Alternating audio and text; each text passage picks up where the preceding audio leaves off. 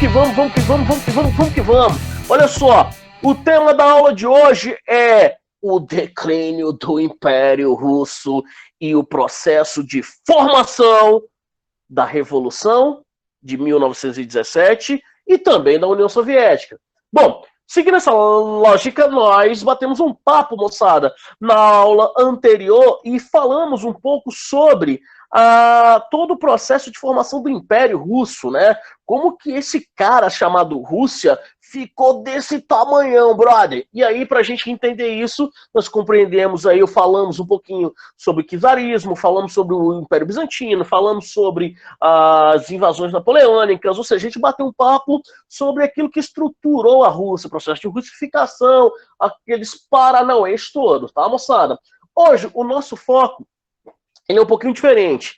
O nosso objetivo, antes de mais nada, moçada, é caracterizar, é estruturar, é formular a ideia de declínio do Império Russo, né, do fim do czarismo. A gente vai falar do último czar, que é o Nicolau II, tá, moçada? E também estruturar por que essas revoltas ajudaram a motivar e transformar, moçada, a história da humanidade. É isso mesmo, a história da humanidade, porque a revolução mais importante do século XX é a Revolução de 1917, por tudo aquilo que ela ajuda a explicar e compreender dentro da geopolítica moçada do século XX, beleza? Se liga, vem que vem que vem. Olha só, meninos, primeiro ponto que é importante, que é fundamental para que a gente compreenda a Rússia, entender Japão. Hã?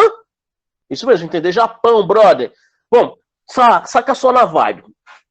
Aquele cara conhecido como United States of America, meninos, começa uma campanha de dominação dos mares lá a partir da década de 50 do século XIX, beleza, moçada?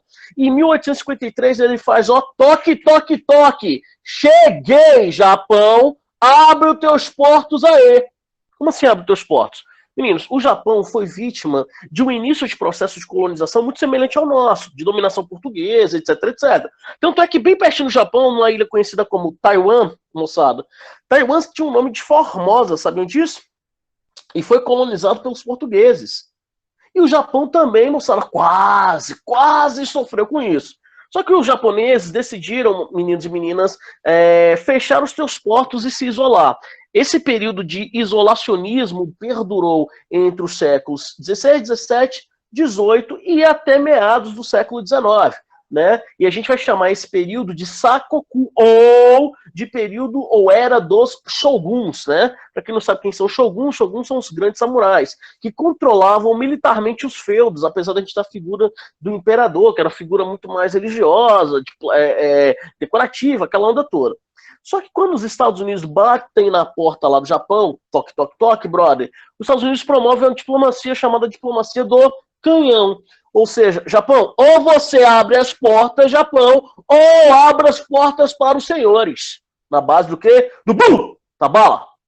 Pode crer? E aí que tem um processo que eu acho que é fundamental, moçada. O Japão, de fato, abre os seus portos. E ao abrir os seus portos, meninos, há um processo forte de integração entre a sociedade, sobretudo da integração econômica. E qual era a necessidade do século XIX? Dole uma, dole duas, dole três. Moçada, você não pode lembrar de século XIX sem fazer uma relação direta com a expansão da atividade industrial. Indústria. Tem que bater nessa tecla. Indústria. Beleza? Então, os países expandiram os seus territórios, buscaram novas colônias para ter matéria-prima para atividade, que é moçada industrial. E com o Japão não foi diferente. E aí vem comigo, olha só, vou falar bem aqui, olhando nos teus olhos. Meninos, toda vez que a gente fala de Japão, não se esqueçam que o Japão é uma região de dobramentos modernos. Tu sabe que é um dobramento moderno. Um dobramento moderno não, presta atenção, não tem, meninos e meninas, recursos naturais abundantes. Sobretudo o que, galera? Sobretudo minerais metálicos, porque são de escudos cristalinos, regiões mais antigas do planeta. Muito menos combustíveis fósseis, que são de bacias sedimentares. Tá certo, moçada? Ou seja, não tem petróleo, não tem carvão. E aí o Japão precisou, para desenvolver esse novo período de expansionismo japonês, a era Meiji, né, moçada, ou restauração Meiji, o Japão precisou expandir o seu território. E aí, cara, Bom, primeiro obstáculo que eles encontraram era uma galerinha, uns tais de russos, fazendo o quê, moçada? Também buscando a expansão territorial, né? A Rússia que já tinha dominado Sibéria, passava a ter domínio agora sobre o norte da China, na região da Manchúria, e posteriormente, moçada, da Península das Coreias. Ou seja, a gente vai ter o início aí de um conflito que nós chamamos de guerras russo-japonesas, o choque expansionista entre dois impérios. Olha para mim, olha para mim, olha para mim. Tá vendo aquela bandeirinha que eu coloquei lá no slide? Uma bandeirinha vermelha com os raios em expansão, moçada, era a bandeira do Japão imperial. O Japão vai lá, domina Taiwan, o Japão vai lá, domina Hong Kong, passa a dominar a parte sul da China, Filipinas, aquela parada toda, moçada, enquanto a Rússia está tentando manter ali a sua estrutura de poder na Manchúria, nas Coreias. E aí o Japão fala o seguinte: eu preciso de carvão, preciso de carvão, preciso de carvão, eu preciso de ferro, preciso de carvão, carvão, ferro, preciso de carvão. Por quê? Indústria sem carvão e ferro não tem aço. Se não tem aço, moçada, não tem indústria. Saca só. E aí tem um ponto que é importante. Qual é a região mais rica em carvão e ferro daquela região? Aliás, qual é a região mais rica daquela área, moçada, em carvão e minério de ferro? A Manchúria. Opa, opa, opa! Comandada por quem? Pelos russos. O que os japoneses fazem? Vamos invadir a Manchúria. Começa aí, meninos, o que nós chamamos de guerras russo-japonesas. Primeiro, os caras invadem as ilhas Sakhalinas, pertencentes à Rússia. Depois invadem a Península das Coreias. E, por consequência, moçada, invadem a Manchúria. E isso tudo no final do século XIX e início do século XX. Lá em 1904, moçada, o Japão, lá em março de 1904, fevereiro, março de 1904, o Japão, moçada, consegue conquistar a parte desse território, né, e as derrotas são bem volumosas para a Rússia. Isso vai desencadear uma série de problemas no seu território, né, e a gente vai explicar alguns deles para vocês. Antes disso, eu gostaria de fazer uma referência a uma frase, moçada, do Edward Blair, né, que dizia que no dia 8, no caso de fevereiro, a Marinha Imperial Japonesa desfechou um ataque surpresa contra a frota russa do Extremo Oriente, próximo ao Port Arthur, né, depois rebatizada de Lunchun. Tá, moçada? Existe até hoje esse ponto, tá? Os resultados são devastadores. E qual é a consequência disso, moçada? A derrota russa vai amplificar problemas sociais graves no território russo. Porque as despesas bélicas eram extremamente avolumadas, tá, moçada? Ou seja, se tinha gastos militares pra caramba. Mas a sociedade russa é uma sociedade pobre, com problemas graves do ponto de vista social, e isso vai, meninos e meninas, vai potencializar esses problemas, porque os gastos do Estado passam a ser focados em guerra e deixa de focar, meninos, na sociedade. E aí o questionamento, meninos, começa a ser muito mais amplificado dentro da Rússia, tá? O que vai promover ou produzir aquilo que nós chamamos de Revolução de 1905, também conhecido como Ensaio Geral. Alguns chamam de Primeira Revolução Russa, tá? Também é comum. Ensaio Geral, Revolução de 1905, Primeira Revolução Russa são conceitos semelhantes, tá? O que é isso, meninos? Um movimento de insurgentes ou de revoltas populares contra o governo do czar Nicolau II, tá certo, moçada? Sobretudo catalisados pela derrota no Japão, tá, meninos? E pelos problemas sociais gravíssimos, tá? E qual foi a resposta do czar? Bala! Muita bala, tiro, porrada e bomba. Saca só comigo aqui, meninos. O czar, ele recebeu uma petição, moçada, em janeiro de 1905, né, e essa petição dizia o seguinte: estamos em situação miserável, somos oprimidos, sobrecarregados, com excesso de trabalho, insultados, não nos reconhecem como seres humanos, somos tratados como escravos. Para nós, chegou aquele momento terrível em que a morte é melhor do que a continuidade do sofrimento insuportável. Galera, essa era a realidade do povo russo no início do século XX. E contra essa realidade, que lá em São Petersburgo, moçada, nós teremos o quê?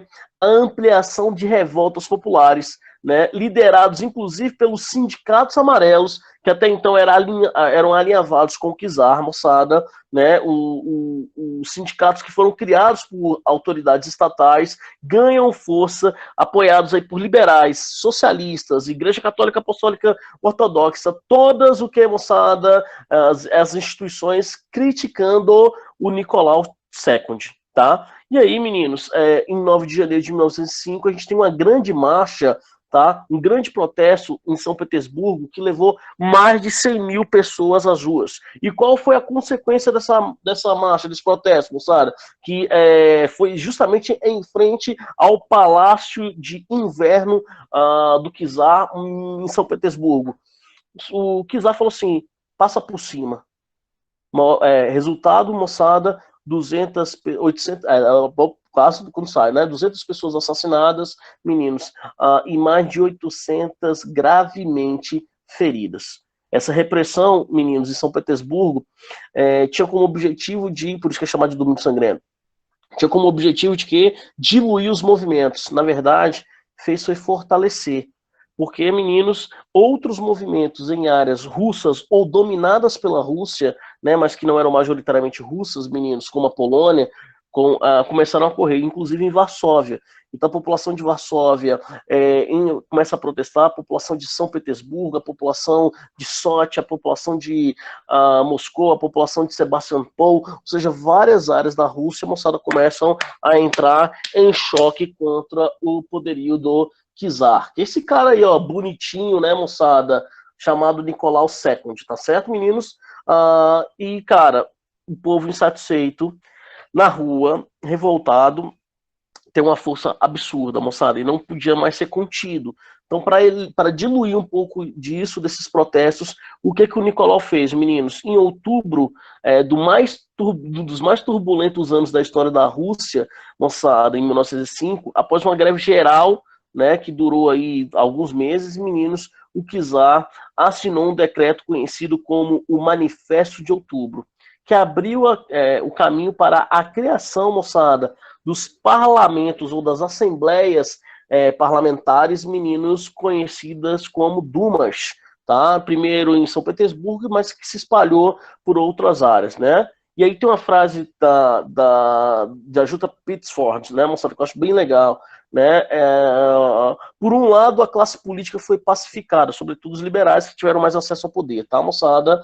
Através da formação de partidos e a possibilidade de concretizar eventualmente as suas esperanças através do trabalho parlamentar. Por outro lado, o movimento socialista não queria isso, queria deposição do Nicolau, inclusive de maneira que, moçada, armada, uma rebelião, conclamavam uma rebelião armada, tá? E por isso, moçada, foram fortemente perseguidos, ok? Perseguidos mesmo, tá? E, moçada, algumas dessas lideranças foram exiladas, foram retiradas do país. Pode crer? Bom, é isso que vai dar base, galerinha, para aquilo que nós chamamos de Revolução Russa, beleza?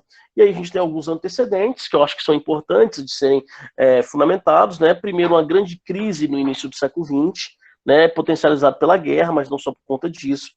Lembrem-se, moçada, que a Rússia tinha uma economia basicamente agrícola e a propriedade de terra estava sobretudo concentrada na mão da nobreza, tá certo, meninos? 80% da população russa era formada por camponeses, só que 40% dessa população de outra nacionalidade, ou seja, que não eram russos, né, poloneses, cazaques, enfim, tá, meninos? E no final do século XIX, a Rússia passou por um processo muito rápido de industrialização, mas que dependia, moçada, da Inglaterra e da França. E aí o que acontece? Tal como aconteceu na Inglaterra e França, esse processo de industrialização aí foi extremamente violenta com a classe operária, tá? Os trabalhadores, inclusive trabalhadores mulher, sofreram pra caramba, moçada, com a exploração da mão de obra neste período, tá certo? E aí, galera, não tem jeito, né? A consequência disso foi o quê? Mais uma vez, grandes revoltas populares, tá? A gente tem alguns conflitos, que eu já expliquei para vocês alguns deles, tá, moçada? A formação da Duma, a convocação das Dumas, né? E aí várias Dumas foram espalhadas pelo pelo país, né? Os partidos políticos eram proibidos em alguns lugares, né? Mas vários existiam na clandestinidade, sendo que alguns deles, moçada, eram de inspirações marxistas, né? Outros mesmos, moçada, eram partidos liberais que também eram vetados, né? E muitos desses líderes tinham sido exilados, mas continuavam atuando de maneira muito forte do exterior. Inclusive tem uma série que é bem legal, mostrada, que conta um pouco disso, que é Trotsky, que está na Netflix, beleza? E aí, meninos, quanto mais a insatisfação das massas populares aumentava, mais os partidos ganhavam força, tá? E um desses partidos que se destacam, meninos, onde estavam o processo de formação dos bolcheviques e dos mencheviques, moçada, é o chamado, aliás, dos bolcheviques, perdão, era o chamado PIDORS, tá? Que era o Partido Social Democrata, o Partido Operário Social Democrata Russo, tá? De inspiração marxista, né? Este foi o partido que mais conseguiu destaque, meninos, no cenário de crise. E, além disso, ele ganhou adeptos em várias regiões do país, e os próprios, e aí, inclusive, é interessante porque ele acaba motivando os próprios trabalhadores a se organizarem, meninos, através de sindicatos, né? Dentre os quais nós citamos os famosos, o quê? Sovietes. O que significa o termo soviético, Flávio? Significa Organização de Trabalhadores, sindicatos. Sacaram? Então os sovietes começam a ser formados, tanto é que tem aquela frase emblemática do Lenin, né? Todo poder aos sovietes. Pode crer? Beleza, beleza, beleza? Se liga na vibe, moçada. Dentro desse contexto, nós temos algumas contribuições que são interessantes, que é a formação dos dois modelos revolucionários, tá? A chamada Revolução White Revolution e a famosa Red Revolution, tá, moçada? A Revolução Branca e a Revolução Vermelha, tá? Bom, mas antes disso, a gente precisa fazer algumas ponderações que são pertinentes, tá? Dentro dessas ponderações, nós temos alguns tópicos que são interessantes de serem analisados, tá certo? Saca só comigo aqui, meninos. Toda vez que a gente fala de relações internacionais, não se esqueçam que a Rússia ela teve uma desvantagem muito significativa para potencializar esses problemas que geraram essa revolução. Tá, meninos? Além da derrota na Guerra Russo-Japonesa, né, que vai acabar assinalando o início da crise do Império, né, a gente tem vários levantes, meninos, nas principais cidades do país que foram potencializadas por aquele movimento final, a gente chama de colapso final, tá, moçada? Que decorreu do fracasso nos campos de batalha da Primeira Guerra Mundial. Ou seja, além de tudo, meninos e meninas, a Rússia, ainda em meio desse caos todo, a Rússia encontrou, meninos e meninas, um ambiente para se envolver no conflito expansionista, um conflito imperial. Beleza? E aí você tem um outro problema que também é muito grave, lembrando que a Rússia, ou o Império Russo, estava alinhavado com França, Inglaterra e adjacência. Só que em 1917, a Rússia é obrigada a sair da guerra, tá? Eu vou explicar como que isso se construiu com vocês, beleza? Moçada, bom, primeiro a gente tem que lembrar que a Rússia foi devastada na Primeira Guerra Mundial, tá? Sobretudo na parte europeia, né? A invasão alemã na parte ocidental da Rússia gerou o desmanche do exército e a ruína econômica daquelas cidades mais ocidentais, né? Inclusive em São Petersburgo, o que vão desaguar, moçada, numa insurreição, ou seja, quando um grupo de pessoas, ou quando a sociedade se revolta ou se coloca contra o sistema. Tá certo, meninos? E essa insurreição popular, ela vai ganhar força nos meses de fevereiro e de março de 1917 e que acabara por derrubar, moçada, o czar Nicolau II, beleza? E, bom, acabou aí? Não. Quem toma o poder naquela região ali, moçada? Os famosos mencheviques, ou seja, os brancos. Só que os brancos, meninos, tinham algumas perspectivas que são interessantes a gente falar. Tá? Os mencheviques eram formados, moçada, pela elite liberal, a elite empresarial, a elite intelectual, tá, moçada? E a Igreja Católica Apostólica Ortodoxa, ou seja, lideranças do setor mais minoritário da população, mas que tinha grande força econômica, pode crer? Só que, velho, eles assumiram o poder prometendo uma série de reformas, que nós chamaremos de reformas de base, tá? Em fevereiro de 17, o czar, ele abdica do trono, e quando ele abdica do trono, a gente tem o fim do czarismo, né? E seu lugar assume que um governo provisório inspirado no modelo liberal europeu, famosa, por isso que a gente chama isso de Revolução Branca, tá certo?